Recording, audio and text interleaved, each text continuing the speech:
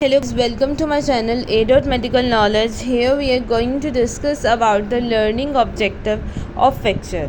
In this video, we are going to discuss about the fractures.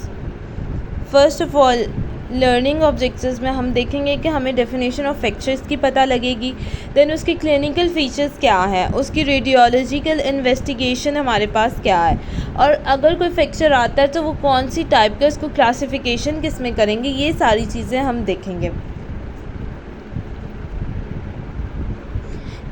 First of all हमारे पास definition आती है.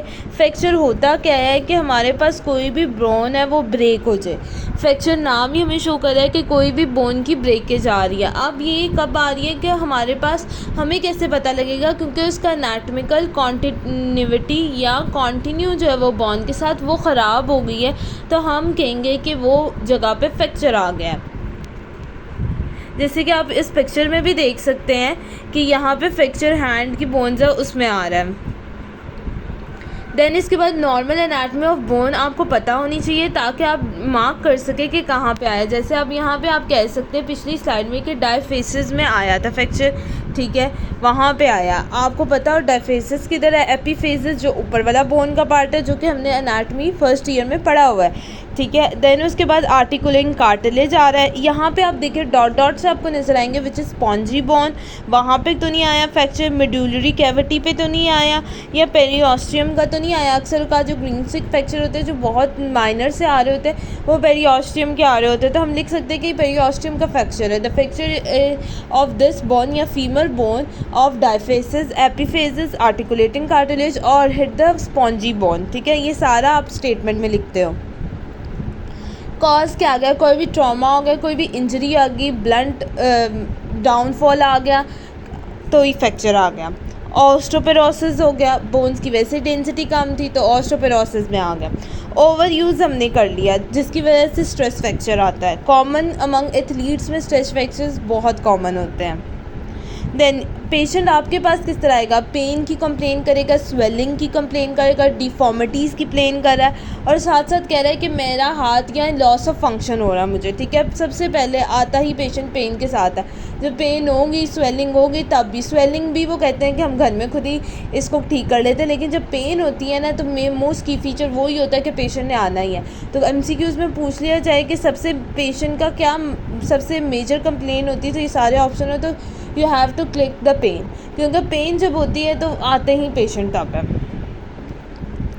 आपने क्या करना है, आपने जाके उसका एक्सरे का एडवाइस करना है. अगर ट्रॉमा सीरियस है सिटी स्कैन करना है, और MRI. जैसे कि अब हम रेडियोलॉजी भी पढ़ी, ये तो सर्जरी है, रेडियोलॉजी हमने पढ़ी है, और वहाँ पे हमने क्या देखा था कि सिटी स्कैन और MRI हम किस लिए करते हैं. अगर मैं इसमें डिटेल दोबारा बताने लगी तो वीडियो लंबी हो जाएगी, तो अगर आपने वो नहीं देखी तो A. मेडिकल नॉलेज में जाके आप रेडियोलॉजी की वीडियो सेकेंड पार्ट की वीडियो देख सकते हैं जिसमें सिटी स्कैन और MRI के बारे में डिटेल में बताया है. Always advise to view, 2 times हम करवा रहे थे, 2 साइडेड और 2 मस्ट बी इंक्लूड, ठीक है. हम हमेशा एक्सरे जो होता है वो 2 साइड का करवा रहे होते हैं, ठीक है, और 2 दफ़ा करवाते हैं. 2 दफ़ा कैसे, ट्रॉमा की इंजरी से पहले, आफ्टर ट्रीटमेंट और बिफोर ट्रीटमेंट, आप ये कह लें, इस तरह हम करवा रहे होते हैं.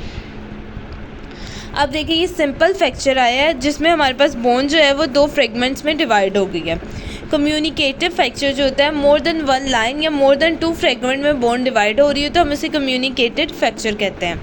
देखें अब कौन कौन सी टाइप का है. ट्रांसफ़र फ्रैक्चर आया जो 90 के एंगल पे आ रहा है. लीनियर जो लीनियरली आ रहा है. ऑब्लिक नॉन डिस्प्लेसिस फ्रैक्चर ऑब्लिक आ गया, थोड़ा सा 60 के एंगल पे आ रहा है लेकिन बोन डिस्प्लेस नहीं हुई. दूसरा ऑब्लिक आया और बोन डिस्प्लेस हो गई. कुछ स्पाइरल में आ रहे थे इस फॉर्म में, कुछ ग्रीन स्टिक माइनर से आ रहे थे, कुछ कम्युनिकेबल होते हैं जो हम डिस्टिंग्विश नहीं कर सकते, या मोर देन 2 आ रहे होते हैं. अब देखिए ट्रांसफ़र वही मैंने आपको बताया, राइट एंगल लॉन्ग एक्सिस आ गया. लीनियर जो अलाइन है बोन के साथ. स्पाइरल जो ट्विस्ट हुआ है स्पाइरल फ्रैक्चर में. ग्रीन स्टिक फ्रैक्चर वो जो बेंड हुआ है वो आम तौर पे 1 साइडेड का आ रहा है, तो यंग पेशेंट में मोस्टली आ जाता है जिनकी बोन थोड़ी फ्लेक्सिबल होती है. कम्युनिकेबल फ्रैक्चर वो है जिसमें बहुत ज़्यादा फ्रेगमेंट्स बन गए. ओब्लीक फ्रैक्चर जो प्लेन ओब्लीकली आ रहा है. पैथोलॉजिकल फ्रैक्चर जो होता है ये स्ट्रेंथ ऑफ बोन रिड्यूस हो गई कोई भी ट्रॉमा की वजह से.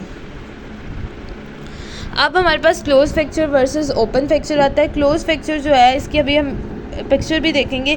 क्लोज फ्रैक्चर वो वाला फ्रैक्चर होता है, या सबसे पहले हम पिक्चर देख लेते हैं। देखिए आप, क्लोज फ्रैक्चर वो वाला है जिसमें हमारे पास कोई भी हमें आउटसाइड पता नहीं लगा कि क्या हुआ है, ठीक है, इनसाइड ही हुआ। तुम प्लास्टर्स लगा के इमोबाइल करके थोड़ी सी ट्रैक्शन अप्लाई करके उसको ठीक कर लेते हैं। लेकिन ओपन फ्रैक्चर में वूंड बनता है, वूंड को हम वॉश करते हैं। अगर आपने ओटी में काम किया या ऑपरेशन थिएटर देखा तो वहाँ पे वो वूंड्स को वॉश कर रहे होते हैं, वो हो रहा होता है। तो मतलब ओपन फ्रैक्चर जो होते हैं इसमें इन्फेक्शन के भी चांसेस बढ़ गए क्योंकि सारा कुछ खुल गया। लेकिन जो यहाँ पे क्लोज फ्रैक्चर होता है इसमें इंटरनली सब कुछ होता है, लेकिन बोन वहाँ पे भी टूटी होती है। क्लोज फ्रैक्चर में आपने कहा overline soft tissue remain intact है, हेमोटोमा नॉट कम्युनिकेबल एक्सटर्नल, जो स्किन है हमारे साथ क्लोज फ्रैक्चर में उसने इंटैक्ट नहीं किया, चांस ऑफ इन्फेक्शन लो है, ट्रीट किया जा सकता है प्लास्टर या काट या इंटरनल फिक्सेशन के ज़रिए। ओपन फ्रैक्चर जो है ये बोन कम्युनिकेटेड है एक्सटर्नल एनवायरनमेंट के साथ, इन्फेक्शन हाई है, फिक्स नहीं किया जा सकता, मोस्टली ट्रीट होता है एक्सटर्नल फिक्सेशन के साथ। एक्सटर्नल फिक्सेशन जो होता है वो जकड़ा टाइप से होता है, वो भी आगे मैंने स्लाइड बनाई हुई है उसमें आप देख लेना, उसके ज़रिए हम कर रहे होते हैं। जबकि इसमें तो हम वायर स्क्रू वगैरह लगा के क्लोज फ्रैक्चर को कर देते हैं। देन ट्रीटमेंट ऑप्शंस हमारे पास आ जाती हैं। इनिशियली एवेल्यूएशन पेशेंट की कर रहे होते हैं, femoral shaft fracture most commonly आ रहे होते हैं। फीमर का फ्रैक्चर सबसे लॉन्ग बोन है, मोस्ट कॉमनली आ रहा है, ठीक है। तो ATLs advance trauma life supports guideline हम दे रहे होते हैं। सबसे पहले न्यूरोवास्कुलर उसकी एग्ज़ाम ले रहे होते हैं कि कोई न्यूरॉन का इशू तो नहीं आ गया। फिर हम जो होता है ग्रॉस डिफॉर्मिटीज़ जो लिम्ब की आई है उसकी रीअलाइनमेंट के लिए काम करते हैं, और सेकेंड सर्वे करते हैं कि कितना बेहतर हुआ है पेशेंट, और केयरफुली हम अटेंशन देते हैं जो सॉफ्ट टिश्यू की इंजरी आई होती है। ओपन फ्रैक्चर जो होते हैं वो हम ट्रीट कर सकते हैं एंटीबायोटिक दे के, रिमूवल ऑफ ग्रॉस डेब्रीज को, या स्टीलाइज करके, या स्टीलाइल ड्रेसिंग वगैरह दे के। अब यहाँ पे प्रिंसिपल ट्रीटमेंट के क्लोज की क्या आते हैं, एनाल्जेसिस देते हैं, मसल रिलैक्सेंट दे दिए, ट्रैक्शन प्रोवाइड कर रहे होते हैं, लेंथ और रोटेशन अलाइनमेंट करे, इमोबिलाइज जॉइंट करे तो अबव एंड बिलो। मेथड क्या है, इंटरनल फिक्सेशन और external. Internal fixation inside the body होती है, जैसे स्क्रू प्लेट्स और के वायर से कर रहे होते हैं, और एक्सटर्नल फिक्सेशन जो होती है ये भी हमारी आउट ऑफ द बॉडी होती है। फिक्सेशन मेजर डिवाइसेस होते हैं जो हम स्किन के साथ लगाते हैं, और इतना करते हैं कि अक्सर औक़ात आपने देखा होगा कि आप जाएँ कभी भी वार्ड्स में तो वहाँ पर उन्होंने ईंटें रखी होती हैं, ठीक है। वो क्यों रखी होती है, वो हमारे पास एक्सटर्नल फिक्सेशन के लिए होती है। एक जकड़ा सा लगाया होता है कि बोन जो है ये पार्ट वो हिले ना। आगे जाके भी स्लाइड्स में ये एक्सटर्नल और इंटरनल फिक्सेशन की डायग्राम्स भी आएंगी। ये देखें एक्सटर्नल फिक्सेशन किस तरह की हुई है उन्होंने, मतलब स्क्रू के साथ बोन में होल करते हैं टिबिया के अंदर, जैसे टिबिया का फ्रैक्चर है, और उसके ज़रिए उसको फिक्स कर देते हैं, ठीक है, लॉन्ग बोन को। अब कॉम्प्लिकेशन फ्रैक्चर में आती है सिस्टमैटिक आती है, अर्ली और लेट आ रही होती है।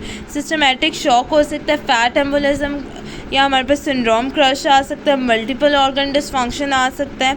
अब अर्ली जो होती है वो लोकलाइज एरिया का अगर हो तो वास्कुलर वहाँ पे इंजरी, वहाँ पे नर्व की इंजरी हो सकती है, कंपार्टमेंट सिंड्रोम आ सकता है, गैस गैंग्रियन बन सकता है, ब्लिस्टर्स बन सकते हैं। लेट में डिले यूनियन आ रही है या नो यूनियन आ रही है, वास्कुलर नेक्रोसिस, जॉइंट स्टिफनेस आ रही है, जॉइंट की इंस्टेबिलिटी, ऑस्टियोआर्थराइटिस की तरह, ग्रोथ डिस्टर्बेंस और नर्व कंप्रेशन की तरफ।